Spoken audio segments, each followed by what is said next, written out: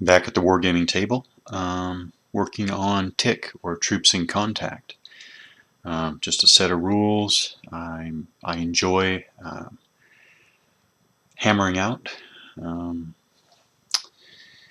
I guess I never really made it clear at this point that this series of videos, um, specifically about TIC, or Troops in Contact, these are working videos. I am, this is the game room, and this is a work in progress, and I am, you know, rolling up the sleeves and working away here. So perhaps I should have put out a sign, something along the lines of, please excuse our dust while we remodel. Well, this isn't even remodeling, this is building. Um, wow, just when you think you have everything under control design-wise, things explode in your face. But I'm back here because I think I've worked through some things. Anyways, I hit some what seemed to be some real design challenges, and as I just said, I think I've worked through it enough to continue on. To kind of explain how I hit these challenges and how I'm going to proceed. Um, so I'll go in order here. So first of all, I'm quite happy actually that I forced myself to just begin hammering out like a rough outline of my first playtest situation. Um, so the game is played uh, in a mission format. A mission is a series of related situations. So a mission is a series of related situations. Each situation is a game. So this is the first playtest situation. I just call it working title Armor Ambush. And so this is what I started you know jotting down to the side here. Red 4. So Red Forces, Red 4 are Soviets. So this is like early 80s Afghanistan. Um, so Red 4 Soviets, they are the attacker. They are the situation attacker. The situation attacker is the first player. I still haven't figured out if maybe it should not be choice. For right now, I'm not going to make it choice. The attacker is the first player, and the first player goes first. It's not a choice. Okay. So Red 4, the Soviets have an objective. It is the hex over here, the trail leading off the side of the map here. What's important there is, yeah, and I'll explain it now. So this is what I'm thinking of. This is a basic idea that I'm working through. I don't want a game can be very interesting that has really complex and involved basically victory conditions.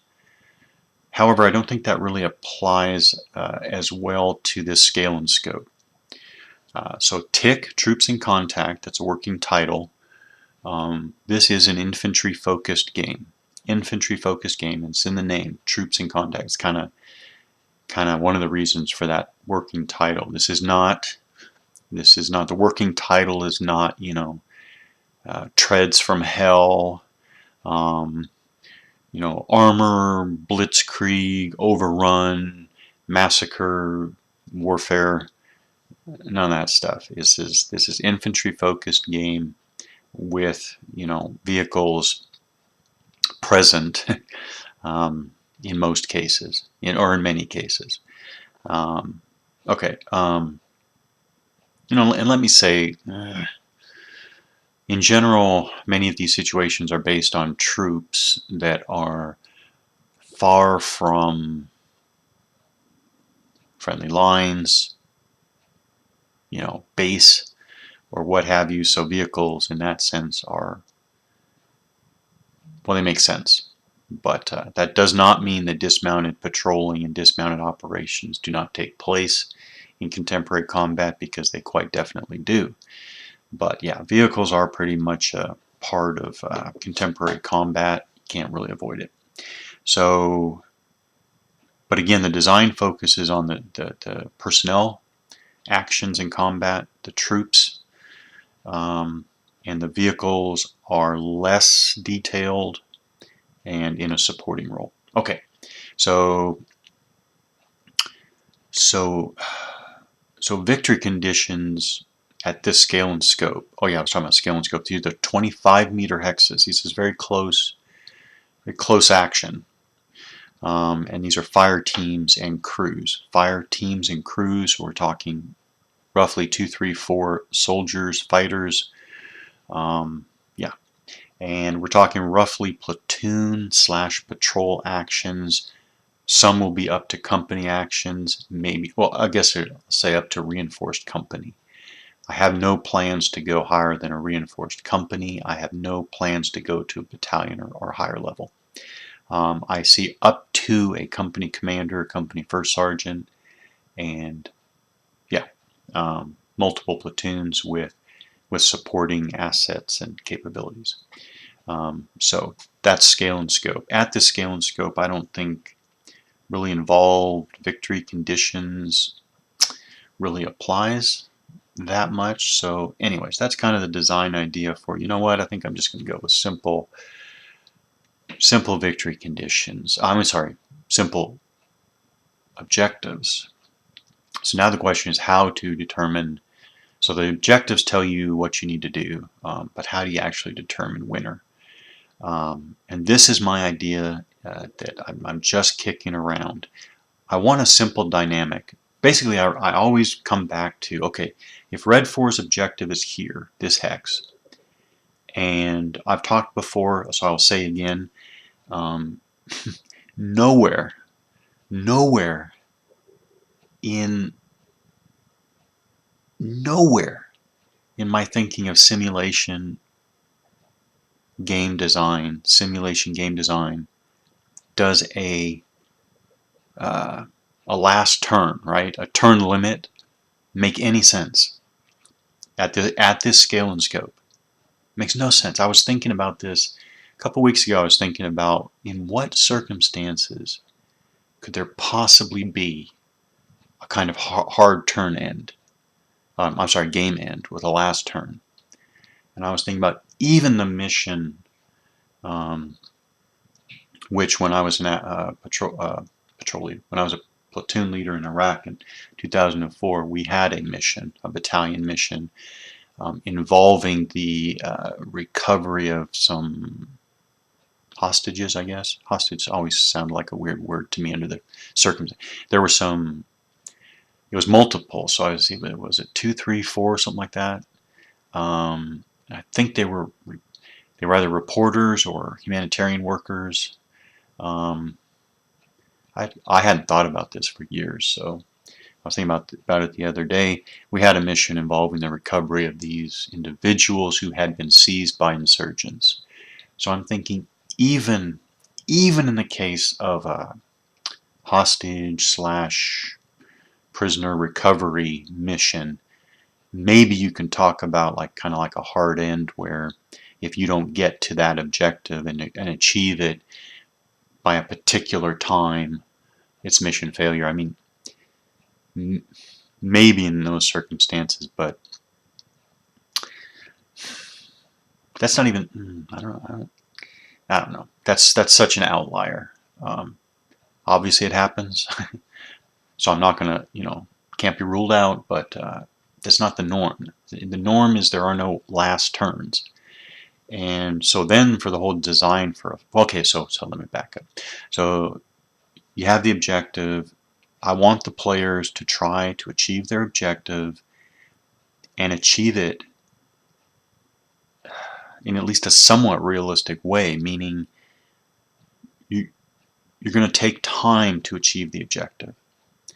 Encouraging rushing is the wrong approach for me. It's the wrong approach for me. That's not the lesson, not the lesson that the game wants to, that the simulation game wants to carry forward. You don't rush to failure. You don't rush to the objective. I want the players to take the time to achieve their objective in at least a somewhat realistic manner, meaning you're not wasting troops or capabilities, and so on and so forth. There's a few other aspects, or you're not violating your ROE that's given to you blatantly, and so on and so forth. There are a few other points there, but basically I want the players to try to achieve their given objective and take the time to properly achieve the objective. And so the objective tells you that they're not going to be hard ends. There's not going to be a last turn. No way. So, obviously, this being a simulation game, how do you create pressure? You know, how do you make it tense? How do you create pressure? How do you make it challenging? You know. So this is one idea, and again, the thinking is taking a bit of time to look at real world, because we're simulating real world. What is the pressure? And I was thinking about this. It's so funny because from day one of my years in the infantry, we talk about airborne speed.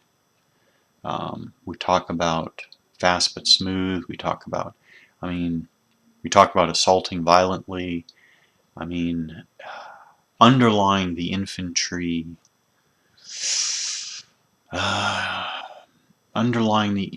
well, certainly underlying infantry doctrine, but underlying the infantry approach to warfare is quickness, but still not rushing. So how do you create that in a simulation game like this? So one idea is that the objective has a certain VP value, victory point value, that's completely standard, okay, and the attacker's losses are keyed to VPs. Sounds perfectly traditional and straightforward, right? The objective is worth VPs, and the attacker's losses are worth VPs. Now, here's the twist. Starting, I haven't figured out like how to time it. There are ways to time it. It might be with every attack, with every direct fire attack. It might be with every casualty. Some recurring event will make the objective go down in VP value, and the VP value of the attacker's losses go up, right? So for the attacker, and here it's simplified to, there's a situation attacker, there's a situation defender. Victory is determined by the attacker's progress, and the progress is basically you have a declining value of the objective and an increasing penalty for attacker losses. And obviously eventually you'll hit a point where you can't win.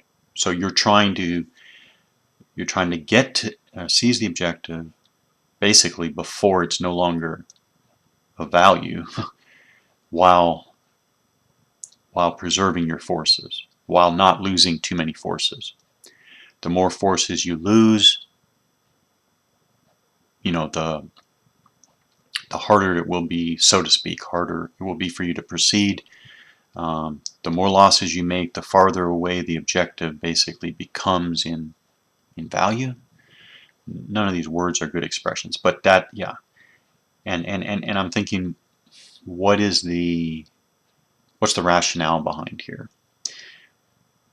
The rationale is, well, objectives don't really have fixed values, because the value of an objective is related to other things. and there are other things happening off the map board, even if they're far away geographically, that influence the value of this objective. So basically, from a higher kind of command perspective, if you're the Red 4 commander and you're bungling this all up, and from a higher, and possibly even quite higher command perspective, if you're bungling this up and you're not going to get to that objective, if it looks like you're fouling it up, you know, it's like give up. Just give up. And the idea is a higher decision is going to be made, some other unit. You know, you're going to be reinforced, you're going to be pulled out, and another unit's going to be given the mission. Something is going to happen, but this is kind of the idea of you have this objective. It starts at a certain value, now seize the objective, but you don't VP wise. For example, if you have a fixed game end, right? You don't have, which we don't have here, but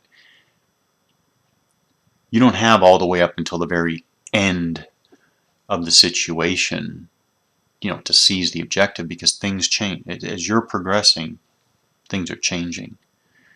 Yeah, so anyways, I did a horrible job explaining that, but this is kind of the general concept. Preserve your force and don't take too long to seize the objective is kind of the balance here. And winning is winning. So if the balance between your losses and seizing the objective comes out, positive 1 VP, it's a win. It doesn't matter whether you win at plus 20 or plus 1. I mean, you win, you win. A win is a win. But by the same token, once your dynamic drops to 0 or negative, you're not going to win. So I kind of want players to decide to make the calculation and concede when it's hopeless, basically. That's the thinking behind that. Okay, so back to the first kind of playtest situation. So we have an armor ambush. Okay, so we have Red 4 Soviets. They have this objective. It's worth 15 VPs. This is just a starting thing, and I'll figure out how that goes down to 14 VPs and 13 and 12 and 11. Then we have, in the draft situation, we have Red 4 troop list. And wow, this I'm really really happy with how this turned out. So the troop list shows we have BMP, the BMP right here. We have BMP 511, and write down the troop list, right? We have Assault plus Fire Team 111, Assault plus Fire Team 112. We have BMP 515, and we have 2 more Assault teams over here. So each one is listed. So to go back to the first BMP 511 here, the troop list tells you that the description, this is a Soviet mechanized infantry vehicle crew. This is the thing. The weapon is the BMP. The unit is the crew. I'm not sure I've talked about this in much detail, but it is absolutely imperative for me. I will not even take the time to design a game at this, or work on a design at this scale and scope that does not consider vehicle crews. The crew is the unit. The crew is the unit. The BMP is the weapon platform, if you want to look at it like that. So the description is a Soviet mechanized infantry vehicle crew. Next we have the quality, the troop quality, which is the skill times will times teamwork that I've talked about. So the quality of the crew is a 556. This is a 556 unit, which again, it's not the BMP, it's the crew. And then next we have the individual unit profile, which is a -1 +4 -6. That means a -1 in skill, +4 in will, and -6 in teamwork. So basically, you want to talk about this in kind of narrative form. First of all, a 5.56 is a really average kind of not direct combat arms type soldier. 5.56, very, very average. 5.56 is very average. Well, actually, it's slightly below average.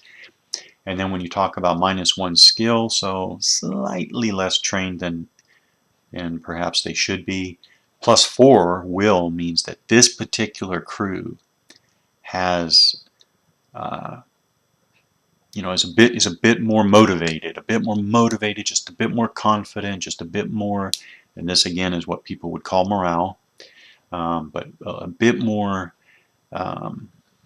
Just a bit more driven, a bit more focused than average. And then you have -6 teamwork. So even though they're really motivated and everything, like I just said, they don't work together that well. A -6 is a pretty bad teamwork penalty. And so the team, the crew, they don't work together so well, for whatever reason. Okay, so that's the individual unit profile. Then we go to, let's talk about the Assault Plus Fire Team here. So it's a 4-man fire team with a squad automatic weapon. Description, this is Soviet Airborne Infantry. I just made it Soviet Airborne Infantry to make a kind of a clean distinction between the crews, or the crew of the BMP is a Soviet Mechanized Infantry Vehicle crew. With them is Soviet Airborne Infantry. So the troop quality type, for the Soviet Airborne Infantry is an 867. 867. So 8 means that obviously they're above average training, going along with being parachute trained. 6 is slightly below average will. I kind of gave them I'm giving these Soviet Airborne Infantry a 6 will in this situation, to reflect they're not happy about being in Afghanistan in the early 80s. And then a 7 teamwork is pretty average teamwork. That's good. Now this the individual units profile is a +2 +7 -4. So again, what does that mean in narrative form? Well, the +2 skill means that these guys did just a little bit better in airborne school and airborne training than average. +7, I mean this team is really gung-ho. Okay. -4, they still don't work together. Definitely below average teamwork going on there. And then there's a -1 strength. I actually forgot to put them on here, so I'll do it now.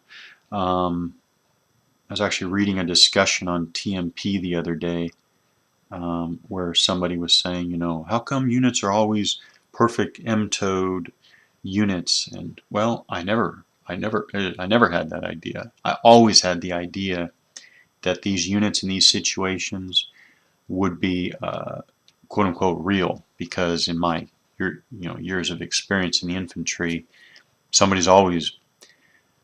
units are always off book strength. When I joined the 101st Airborne in 1999, we were woefully under strength. We began woefully under. No, I won't even say woefully under strength, because it was actually far worse later. We were under strength. We were probably maybe 85% strength, which means that, my squad, well, actually I think the squad that I joined, I think, was full strength, but we had missing manpower. I think we had missing manpower in the weapons squads. Yeah, and probably some company headquarters and platoon headquarters vacancies. Then, boy, when I arrived at 1st Infantry Division in Germany, oh man, we were woefully under strength. We must have been 60% strength. It was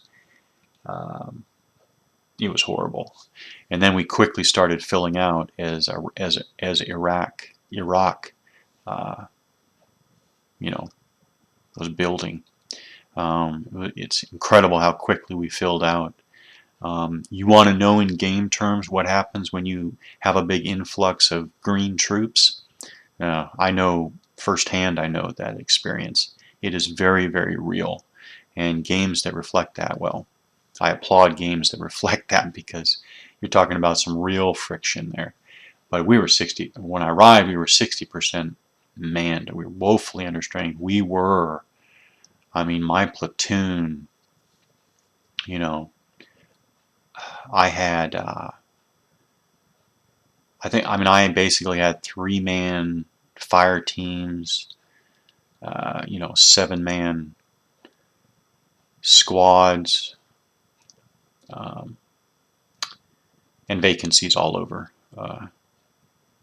Yeah, so man, same thing. When I was a company commander, we were woefully under strength, and then we filled out again. We filled out very quickly for Afghanistan. So, yep. Anyways, I've definitely seen the skeleton forces, and I've definitely seen. I mean, don't get me wrong, skeleton forces. That's just one side of the experience. I've been in the opposite side of the spectrum where, I mean, we were at 102, 103, 104% manning. So pretty incredible to see like the full MTO, with a couple extras. But I've also seen the skeleton crews. So skeleton crews are always painful. Anyways, so yeah, so I always intended to indicate that situations start with uh, with discrepancies. These were never meant to be like perfect, paper units. Okay, I know they're paper units, but representing something else. And then we have, so I go right down the list, right? So 112 has a completely different profile from 111. We have another BMP crew, Soviet Mechanized Infantry Vehicle crew, and right down the list. So we have all of these individualization for each of these units. And then, okay, then we go on to Blue 4. Blue 4 are Mujahideen, situation defender. So their objective is 1 VP per personnel loss, 4 VP for a vehicle loss. And again, somehow those VPs are going to go up. Yeah, somehow they'll go up. It might be like 4 VP for the first BMP killed and maybe 8 VP. Maybe you double the VP for killing that second BMP. And maybe killing the second BP pretty much knocks out this Red 4 Soviets possibly winning if it takes, I mean, with the passage of enough time, Red 4 loses both of its BMPs. It's not, I mean, it would concede defeat because it wouldn't be so down in VP dynamics that it couldn't possibly win by achieving the objective. So, okay, so then we go through Mujahideen, totally different. Team 101 is here. Team 101 is, they're armed with semi weapons. Oh man, I forgot. I need to remember. So, very different weapon system. They have semi-automatic weapons. Their description is local insurgents. So now we get to some interesting things. The quality of this local insurgent team, it is 3 for training. These local insurgents are not, they have no military experience. They're really good farmers, and they're really good farmers, and they're really good farmers, but they don't have the skill training experience that applies here. So they have a very low skill rating of 3. But their 6 will is, again, it's a little below average. They're here, they're fighting for their land here, but they're not, well, they're certainly not gung-ho, and they're not ideologues or something. Their teamwork is 8 because they are local insurgents. These individuals grew up together, read each other's minds. Their teamwork is good. That's 8. And then you have a profile, and their profile is not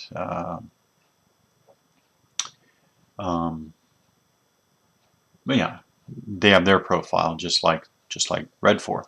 And then noted they are armed with RPG 7s with a black ammo rating of 50%. That means that they can fire an RPG, and when they're after they fire an RPG, you roll the dice. If it's 50% or less, if you roll 50 or less, they're black on RPGs. So they're carrying several RPG rounds. Then you go to Team 1, and they start in an improved position, which I am adding. I think I have to have improved positions because of the reality of what improved positions represent. Team 102 over here is very different. Team 102, they're armed with assault weapons of some sort. They are professional insurgents. That's their description. They are 5.77s. 5, they're definitely have some training. It's not, it may not be prolonged military training, but they have some type of military or paramilitary type training. 7.7, they're very, very average, average will, average teamwork, and they have a distinct profile. They have the bulk of the RPG rounds, so they're armed with RPG 20% black rating. So so 20%, that means if they fire one RPG and you roll 20 or less, they could be black right away. One RPG round and that's it. Or you could keep rolling and not roll 20 or less and wind up firing off 10 RPG rounds. You don't know. And then you have a team over here, which is Team 126. They're down and in full cover. They have a squad automatic weapon, probably an RPK of some sort. They're a professional insurgent, but they're a 6.66.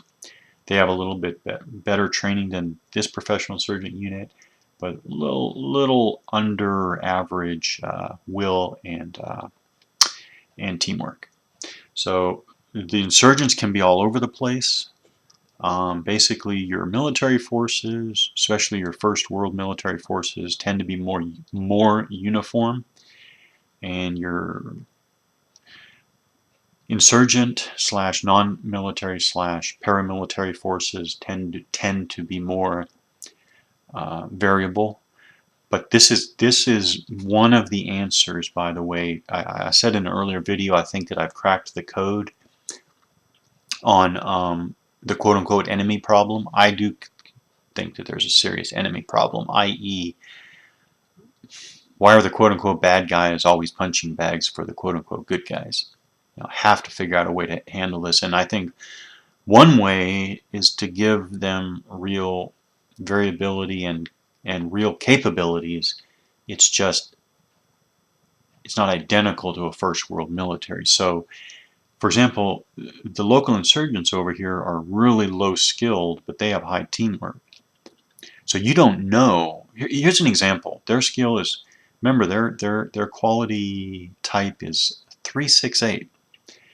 That means that if they try to do something that is teamwork and skill based, that's 3 times 8, 24, modified for their profile. That is a really low. They have a low chance of succeeding at team and skill based tasks. However, their defensive check is 6 times 8. That their will times teamwork. That's 48. That is comparable. That is actually comparable to a U.S. Army, regular U.S. Army infantry team. A regular U.S. Army infantry team is based roughly on a 7.77. So willpower times teamwork is 7 times 7, 49. This local insurgent has a comparable defensive check to a U.S. Army military, regular U.S. Army infantry unit. That is where you get the variability. That's where you get the effect I want. And I haven't talked about this. The only effect, the way that I'm going to crack the code of the enemy problem, is that you, as the first world military, and you're going up against whatever irregular force, you have to treat, what I want players to do is I want them So if you're red 4 here, you have to treat every Mujahideen unit as your equal until you know otherwise. And if I can do that, I think that'll take care of the enemy problem. You can't treat the insurgents here as like 1/3, your guys. Now, one of these particular irregular units might be bumbling Keystone cops, but another one might be super trained, hard military, former Iraqi Republican Guard, and well trained, well equipped. You don't know for sure. I think that's how I'm going to take care of the quote unquote enemy problem. So you don't know. And then we talk about the professional insurgent with the squad automatic weapon. By the situation notes here, the squad automatic weapon begins with a medium combat load /50%, meaning after every high rate of fire attack, roll the dice. 50%, roll 50 or less, the unit is marked low ammo for the rest of the situation. So one situation note, I added red 4 can enter mounted or dismounted, and they enter roughly here on or adjacent to this trail hex. So very happy with how this first very rough notes for a first playtest situation, how it all worked out. Very nice to see what I was thinking in the mind, very happy, actually. So next, I will talk about how things actually played out, which led to some major design changes. Until next time.